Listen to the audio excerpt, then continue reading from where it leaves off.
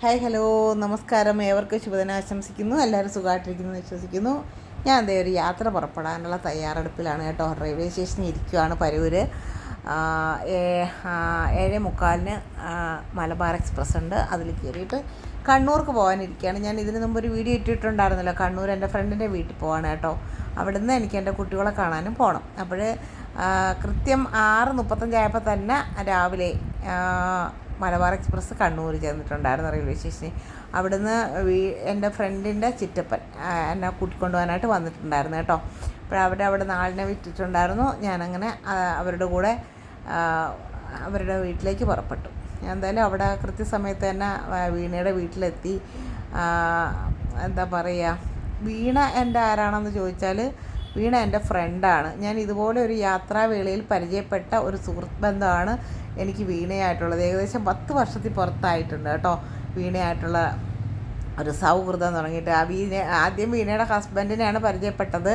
ഞാനും ചേട്ടനും കൂടി ഇതുപോലെ മൂകാംബികയിൽ പോയി തൊഴുതിട്ട് വരുന്ന സമയത്ത് റെയിൽവേ സ്റ്റേഷനിൽ വെച്ചിട്ടുള്ള പരിചയമാണ്. വീണയുടെ ഹസ്ബൻഡുമായിട്ടാണ് ആദ്യം പരിചയപ്പെട്ടത്. അത് കഴിഞ്ഞിട്ട് പിന്നെ വീണയുടെ വീട്ടുകാർ എല്ലാവരുമായിട്ട് പിന്നീടാണ് സൗഹൃദത്തിലായത് കേട്ടോ.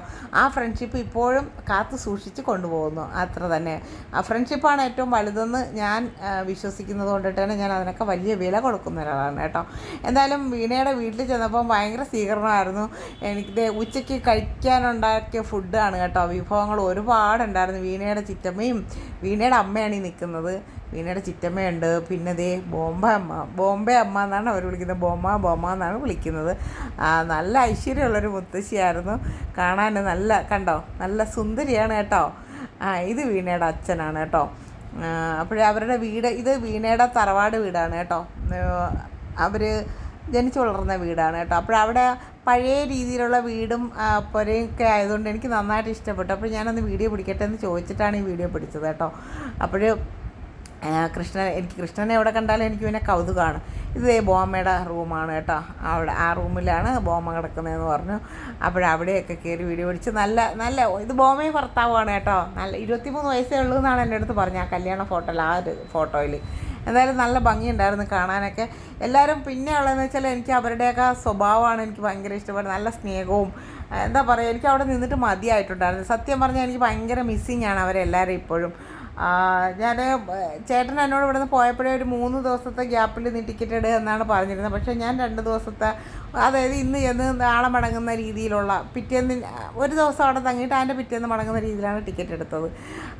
അതുകൊണ്ടിട്ട് തന്നെ പെട്ടെന്ന് ഒരു മടക്കമായിപ്പോയതുപോലെ എനിക്ക് തോന്നി. എനിക്ക് അവരോടൊക്കെ നിന്ന് കുറച്ച് കൊതി തീർന്നിട്ടില്ല. അങ്ങനെ ഒരു മിസ്സിങ് ഫീലിംഗ്. അവരുടെ വീട്ടിൽ ഇത് നാഗത്തറയൊക്കെ ഉണ്ട് കേട്ടോ. പണ്ടത്തെ തറവാടുകളിലൊക്കെ നാഗത്തറയൊക്കെ ഉണ്ടല്ലോ, അതുപോലെ നാഗത്തറയൊക്കെ ഉണ്ട്. നല്ലൊരു അറ്റ്മോസ്ഫിയറാണ് അവിടെ കേട്ടോ. പൊതുവെ എനിക്ക് കണ്ണൂർ ഭയങ്കരമായിട്ട് ഇഷ്ടമായി. കണ്ണൂരിനെ കുറിച്ച് ബാക്കിയുള്ളവരൊക്കെ പറഞ്ഞ് ഭീതിപ്പെടുത്തുന്ന ഒരു ചിന്താഗതികളൊക്കെ ആയിരുന്നു മനസ്സിൽ. പക്ഷേ എനിക്ക് അതൊക്കെ അവിടെ വന്നപ്പോൾ എനിക്ക് മാറിക്കിട്ടി. എനിക്ക് കണ്ണൂർ ഭയങ്കരമായിട്ട് ഇഷ്ടപ്പെട്ടു. ഇത് വീണയുടെ വീടാണ്. വീണയുടെ വീട് പിന്നെ ഞാൻ പരിചയപ്പെടുത്തണ്ടല്ലോ. ഞാൻ ലൈവിലൊക്കെ അവിടെ നിന്നിട്ട് വന്നുകൊണ്ട് എല്ലാവർക്കും അറിയാമായിരിക്കുമല്ലോ. ഇത് വീണയുടെ വീടാണ്. നമ്മൾ ഫുഡൊക്കെ കഴിച്ചിട്ട് വീണയുടെ കുടുംബ വീട്ടിലായിരുന്നു ഫുഡൊക്കെ കഴിക്കാൻ പോയിട്ടുണ്ടായിരുന്നത്. രാവിലെ വന്നപ്പോൾ എനിക്ക് വീണ എന്താ പറയുക, പുട്ടും കടലയൊക്കെ ഉണ്ടാക്കി വെച്ചിട്ടുണ്ടായിരുന്നു. അതൊക്കെ കഴിച്ചിട്ടുണ്ടായിരുന്നു. വീണ ഉണ്ടാക്കി തന്ന ഫുഡും കൂടെ പറയണമല്ലോ. അത് കഴിഞ്ഞിട്ട് ഉച്ചയ്ക്ക് ഫുഡൊക്കെ കഴിച്ചതിന് ശേഷം ഇതുപോലെ വീണയുടെ മോന് കളരി പഠിക്കാൻ പോകുന്നുണ്ട്. അതിനടുത്ത് ഒരു ബീച്ചുണ്ടെന്ന് പറഞ്ഞിട്ട് നമ്മളെല്ലാവരും കൂടെ അങ്ങോട്ട് പോയി. കുറച്ച് നേരം ഒരു 5 മിനിറ്റ് അവിടെ നിന്നോളൂ കേട്ടോ. അതിന് വേണ്ടിയുള്ള സമയം നമുക്ക് കിട്ടിയോളൂ. നല്ലതായിരുന്നു. എന്താ പറയുക, നല്ല സൈലൻ്റ് ആയിട്ടുള്ള ഏരിയ ആയിരുന്നു.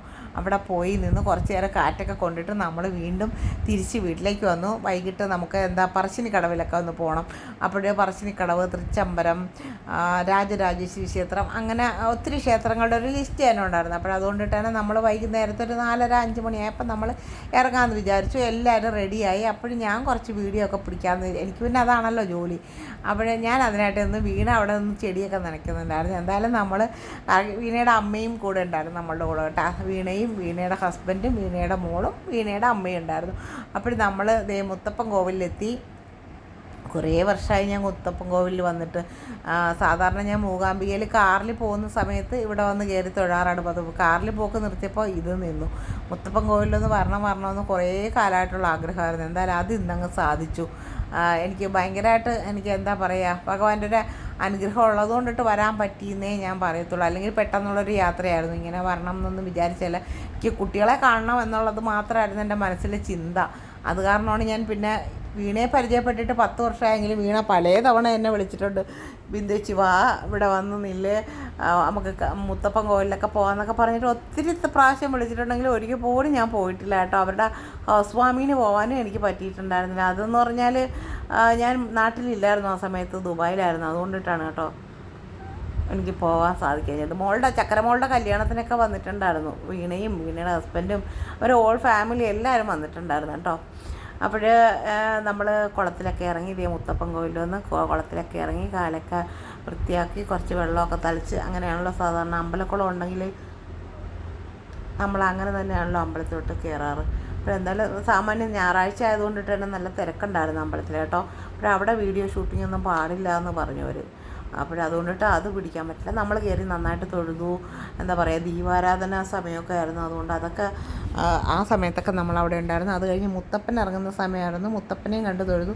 ഇതൊന്നും അവർ വീഡിയോ പിടിക്കാൻ സമ്മതിക്കുന്നുണ്ടായിരുന്നില്ല കേട്ടോ. അവിടെ വീഡിയോ അലോഡല്ല. അതുകൊണ്ടിട്ട് അത് പിടിക്കാൻ പറ്റില്ല. അതേ പയറും തേങ്ങാപ്പൂളും കോഫിയും കിട്ടി.